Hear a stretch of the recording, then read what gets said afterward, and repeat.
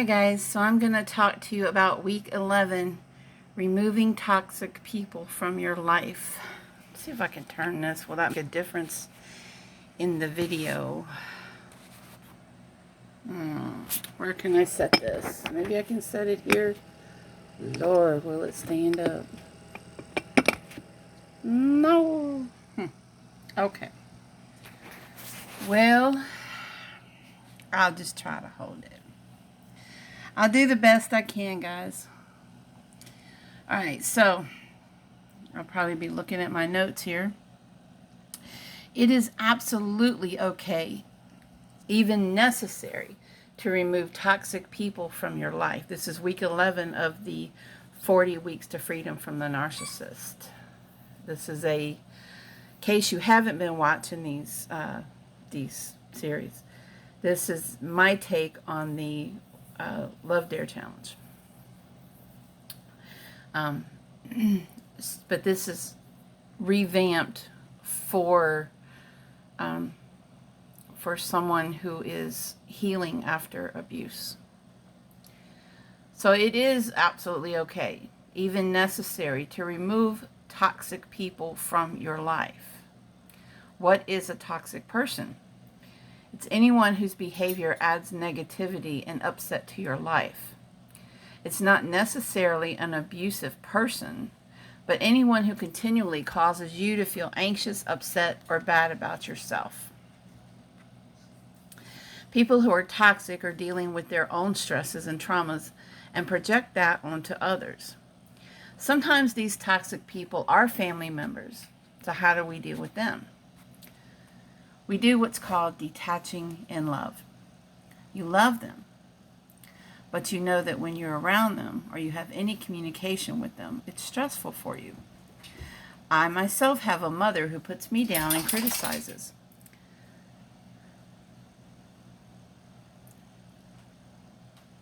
You can be having what you think is a fine conversation, and then bam, out of nowhere, she will hit you with saying something so vile or so hurtful that I'm reminded of why I keep my conversations to a minimum. She's in the hospital right now. She had knee surgery done. And so I called her, and because my sister sent me a message and said, Mom's asking if I've heard from you. So I gave her a call, and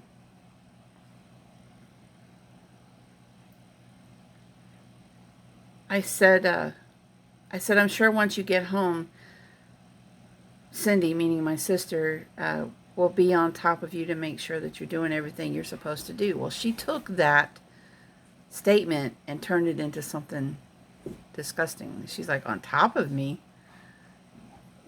This is how my mother has a very perverted thought process, and she's always been that way, and this is actually part of the narcissistic trait as well. Just everything gets turned into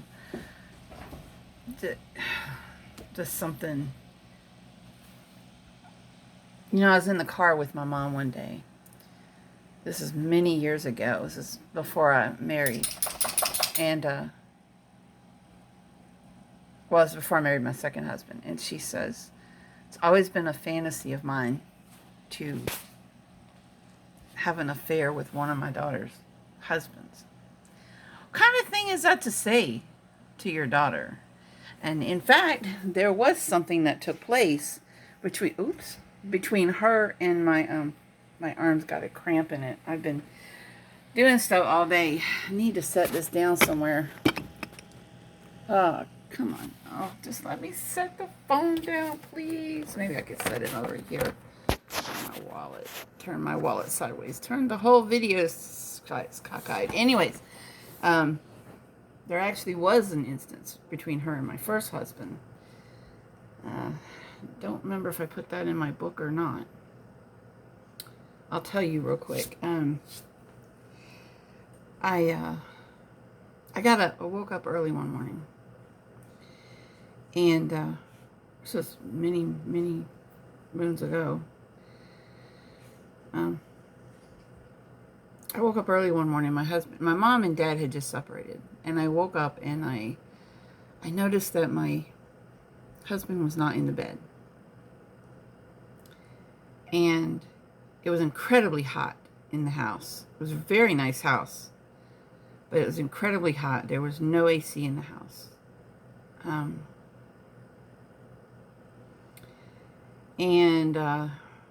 So everybody was sleeping downstairs, windows open. My mom was on the couch. Well, I got up. He wasn't up. He was in the kitchen making coffee. So I got up and went in there. My mom had just walked out on my dad and had come to stay with me. I knew nothing about narcissism, nothing about any of that stuff. And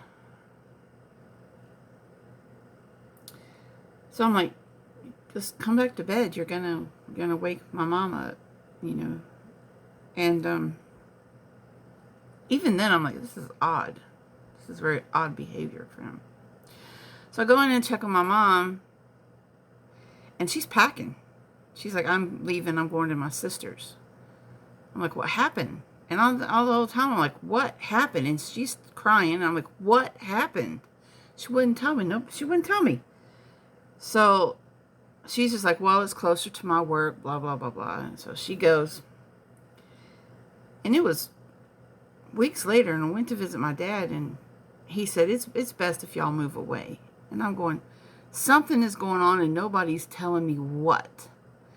So on the way home that day, I hear that my mom wants to have lunch with me and wants to talk to me. So I tell my husband on the way home, I'm like, does something happen between you and her? I'm like, he goes, if she says I did anything, she's lying. I'm like, well, you just gave yourself a fucking way. Like, what did you do? And he still wouldn't. He's like, nothing. So my mom comes over and she's like, let's go to lunch, Dreama. And I'm standing there, my mom on one side, my husband on the other side. I'm going, I'm not going anywhere until somebody tells me what is going on. And so they give me this story about my mom waking up in the middle of the night and seeing my husband there in the room with her. And she's laying there, and it's hot, and she's barely dressed, and she's got her boobs hanging out. Why would you do that in your daughter's house? Okay, knowing that her husband is in the next room. Anyways, and so I come to find out that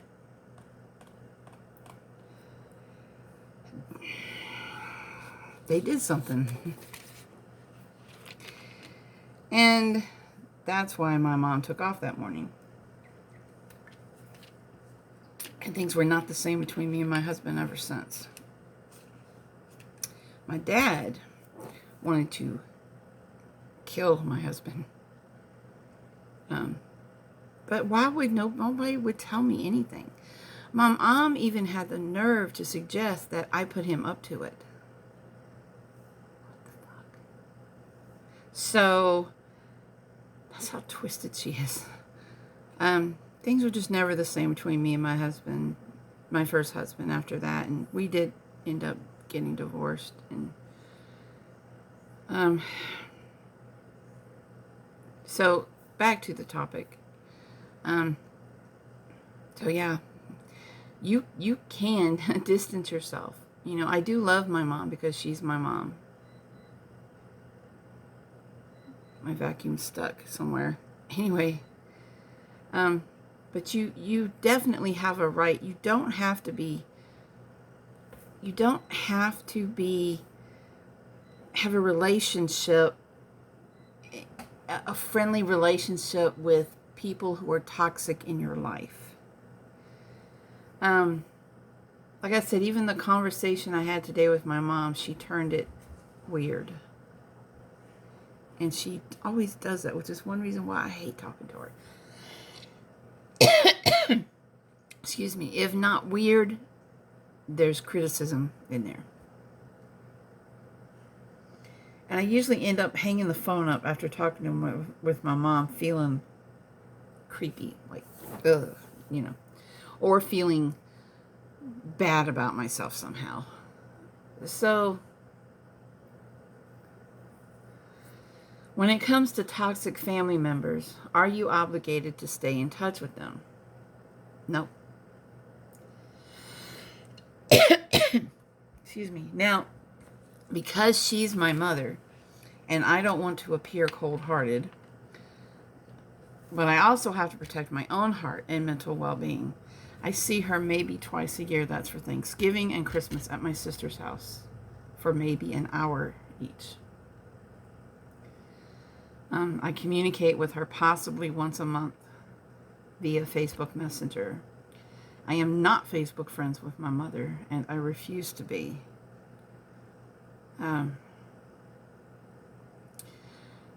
So it is more difficult when it's your family.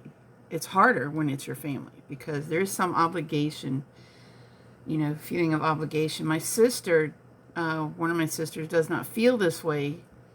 She knows what my mom is and the kind of person that she is, but she feels it's absolutely her job and responsibility as a Christian and a daughter to be kind to her. And I do not believe that even as a Christian that God would expect me to honor a mother who has been so disrespectful and so hurtful. And this goes way back to my childhood. I struggle when I try to think of good memories with my mom. I struggle, and I think I can come up with maybe two-ish, maybe.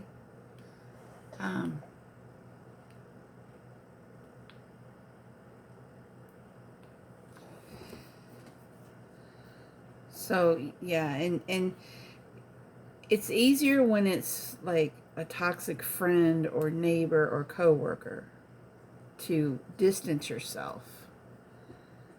But some people, like family, you want to love, but you have to love from a distance, keeping communication to a minimum, and you absolutely have every right to do that. You have every right to just cut them off completely if you want to.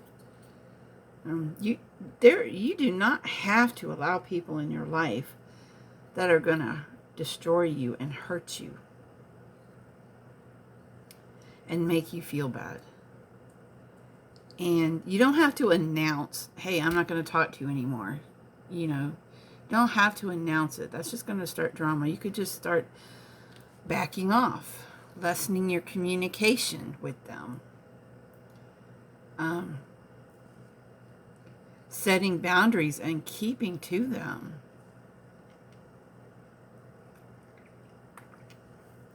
You don't have to announce to them or your family member or anybody else that you are doing this, that you're detaching yourself.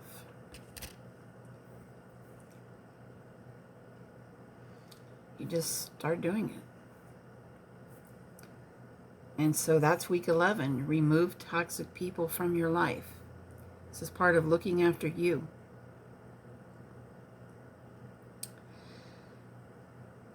I'm sorry it took me a little longer to get this one out. It's been a busy week. It's been a busy weekend. But I love you guys. Thank you so much. Welcome to the new subscribers. And hope you'll stick around. And I hope everybody else is doing well. I want to do some more research into that, what in the world is going on in Illinois, because that's really concerning. All right, guys. Later. Bye.